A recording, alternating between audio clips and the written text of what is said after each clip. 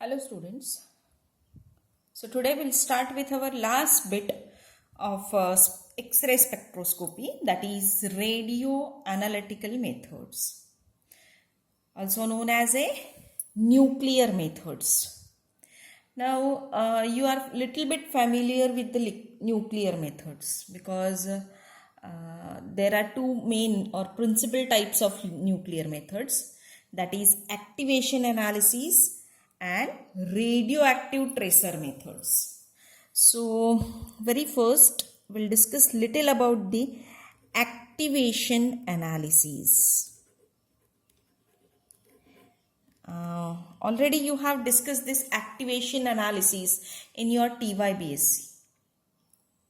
So what is done in activation analysis, that I'll tell you. In activation analysis, induced radioactivity is measured for identification of the component. Now how it is induced, that we have to discuss. So generally in this type, that is in activation analysis, sample is activated by bombardment of the energetic particles, and that energetic particles are like neutrons, protons, deuterons or alpha particles. Especially or generally the neutrons are preferred more, but such particles are used. Now when these energetic particles are bombarded on sample, at that time what will happen? The sample, these particles will be captured by the sample molecules, or you can say that sample nucleons.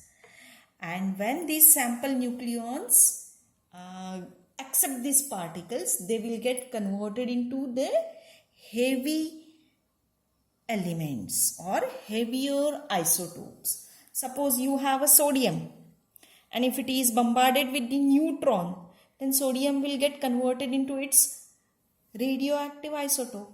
Or suppose you have oxygen, and if it is bombarded with neutron or alpha particles or protons, then it will get converted into radioactive oxygen. So in this way, the target nucleus or target sample is converted into its radioisotope. And as we know, radioisotope is unstable. So to get stability, it will emit the rays. And generally, these radioactive isotope spontaneously emits gamma rays. And this resulting gamma activity is measured, which is proportional to the concentration of target element or target nucleon. So in this way, by using this activation analysis, you are able to find out the target element present in that sample. So generally this method is preferred when you want to detect the elements which are present in a very trace amount, which is not possible by using the other technique. So already you have studied this activation analysis. You are familiar with NAA technique, that is neutron activation analysis, which you have studied in your TYBSc. So that is a activation analysis. Now in this part, we are going to concentrate on the radioactive tracer method. Radioactive tracer method. Now, what is done in this radioactive tracer method? So radioactive tracer method is classified into two types, not a more, that is isotopic dilution method and radiometric analysis method. So in your syllabus we have to discuss about the isotopic dilution method.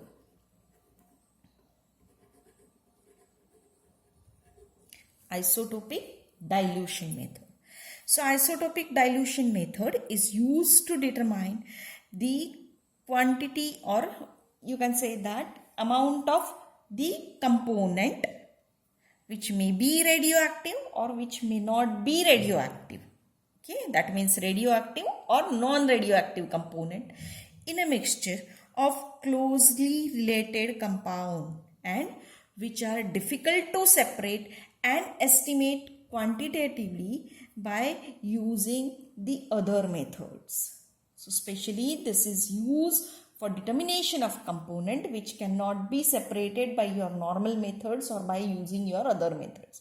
And second thing, if trace amount of, you can say that component present, then too you are able to detect by using this isotopic dilution analysis or isotopic dilution method. So this method was very first introduced by Havasu and Hofer in Denmark in 1934. Okay, but actually they have introduced, but they are not able to present the method successfully. So for systematic presentation for this method was first done by the scientists Rittenberg and Foster in 1940. So after 1940, this method was used properly for detection of components quantitatively. So very first, we'll discuss about the principle of this isotopic dilution method. So in this method, the preparation of quantity of analyte in a radioactive form is necessary. So the known weight of this isotopically labeled species is mixed with the sample which is to be analyzed. Okay, so what you have to do? You have to take a radioactive material and you have to mix that radioactive material with the sample which is to be analyzed.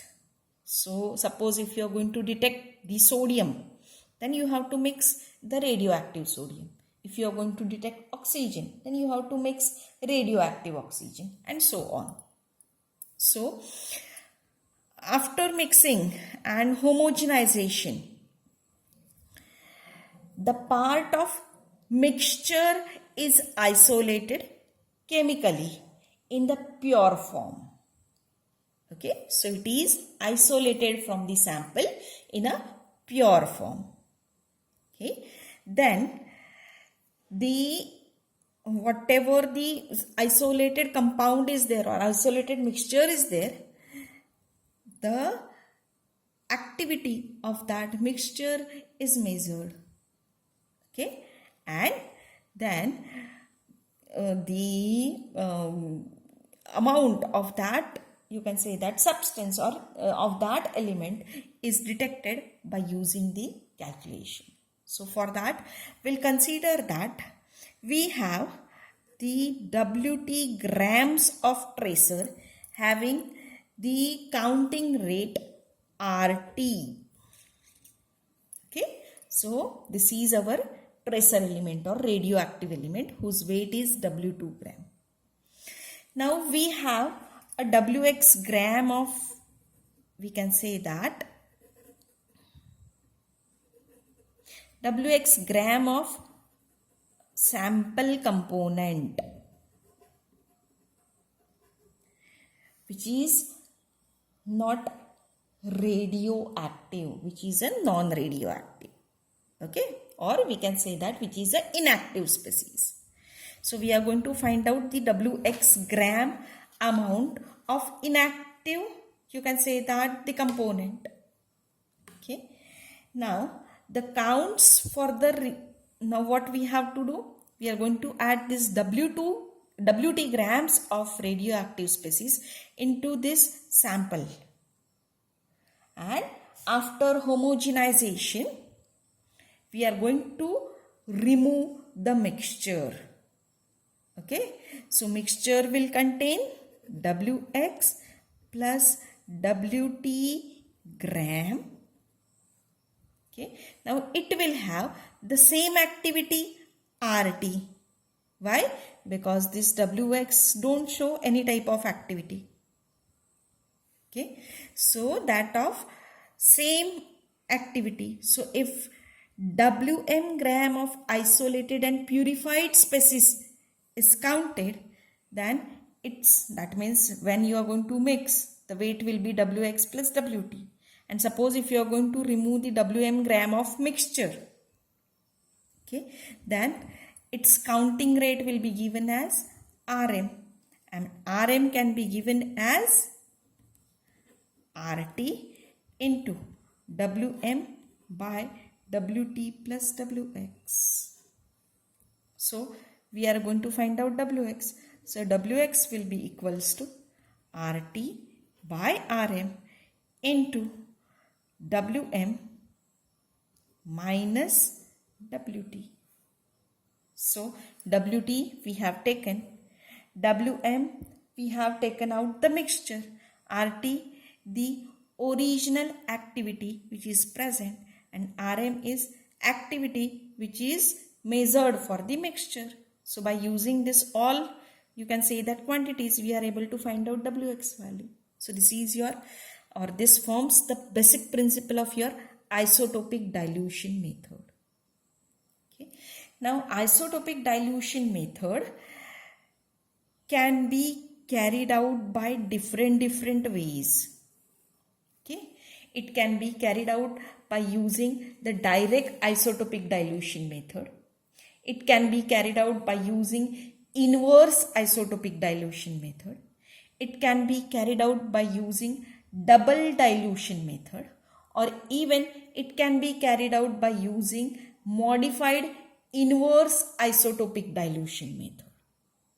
So we are going to study all these 4 techniques: direct isotopic dilution, inverse isotopic dilution, double dilution, and modified inverse isotopic dilution method one by one. Now these methods are based on the same fundamental principle, but they differ in technique and procedure and applied under different conditions, okay, or different circumstances, or according to need they are applied.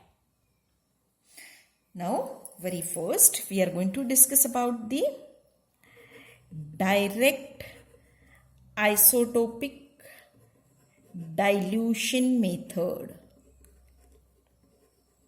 Direct isotopic dilution method. So as name indicates, it's a direct isotopic dilution method. So whatever we have studied over here, so that is used in this case. So in this method, generally this method is used to determine the quantity of non-radioactive substance present in a mixture of closely related substance which are difficult to separate quantitatively by your normal methods. So it is used to detect the non-radioactive species or non-radioactive component present in the sample. Okay, and which we are not able to separate by using normal method. So it's to measure its quantity, this method is used. Okay.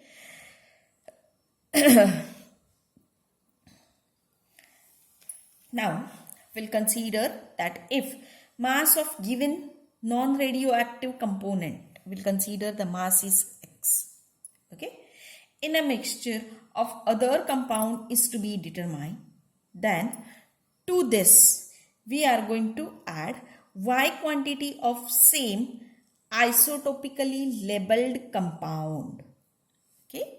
So to the species X we are going to add Y amount of same component but which is isotopically active. That means suppose if you want to detect the sodium which is present as a non-radioactive component in the sample, then you are suppose that sodium present in the sample is X, then you are going to add Y quantity of radioactive sodium to it. Okay. Now these activity, specific activity of this Y compound added is given as S initial. It is given as S initial. And now this Y quantity is what as we are going to add. So it is mix thoroughly. Okay, and then it is that is homogenized, and then we are going to remove it. So whenever we are going to take a mixture out, at that time we have to give a proper treatment to that mixture so that the compound is isolated in its pure form. Okay, so it's essential that isolated compound must be present in its pure form, but it's not necessary that all the compound is recovered from the mixture, so that it is possible to avoid tedious process required for the quantitative separation. So whenever you are going to remove the mixture, it must be present in its, that is suitable chemical treatment is given, and it must be present in its pure form. So it's compulsory. Now what you have to do? You have to determine the specific activity of the isolated compound. Let will consider that the specific activity after the mixture taken is S final. So is S initial is activity given by this Y component which is added to your sample, and S final is, you can say that, the activity given by the mixture. Okay, so X is the mass of the compound which is to be determined with the specific activity 0 because it's a non-radioactive. Now to that we have added Y gram of label compound with specific activity S initial. Now when X plus Y gram of mixture is taken, it gives you the specific activity as S final.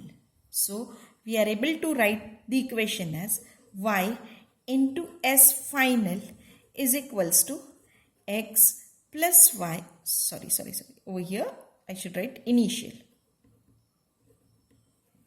X plus Y into S final. So just I'll rearrange the equation, and we can write it as X plus Y is equals to Y into S initial upon S final. On rearrangement we can write it as X equals to Y into S initial minus upon S final minus Y. So Y is common.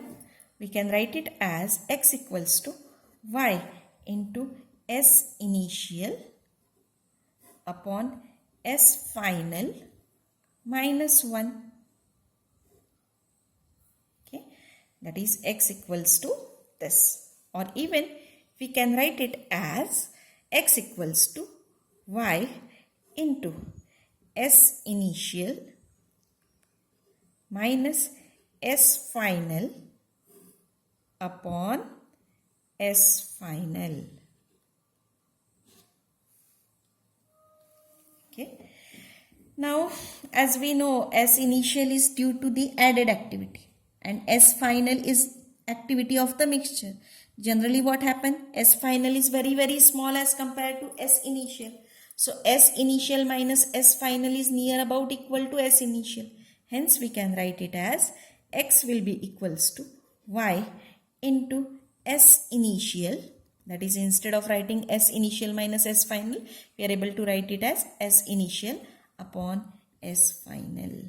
So this you will get the final equation for the direct isotopic dilution method. So this is very simple. Just I'll repeat it again. Listen carefully.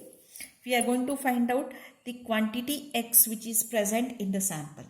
Say, suppose we are going to find out sodium. Then X amount of sodium is present in the given sample. Now this X amount of sodium is non-radioactive or inactive species. To this sample, we are going to add Y amount of radioactive sodium with activity S initial. Then when we are going to add Y amount to the sample, then after homogenization and proper mixing, we are going to take a little, or you can say that very small part of a sample which will contain your x plus y, and the activity of that x plus y is given as S final. Hence we are able to put the equation as y into S initial is equals to x plus y into S final. Just simplify it and finally you will get the equation x equals to y into S initial upon S final minus 1. But S initial minus S final is near about equal to S initial. Therefore, we can write x equals to y into S initial by S final. So, by measuring the initial activity, by measuring final activity, and by knowing the y which we have added, we are able to find out the x value, which is a unknown non-radioactive component present in the sample. So, this is direct isotopic dilution method. The next method we'll discuss in the next lecture. Thank you.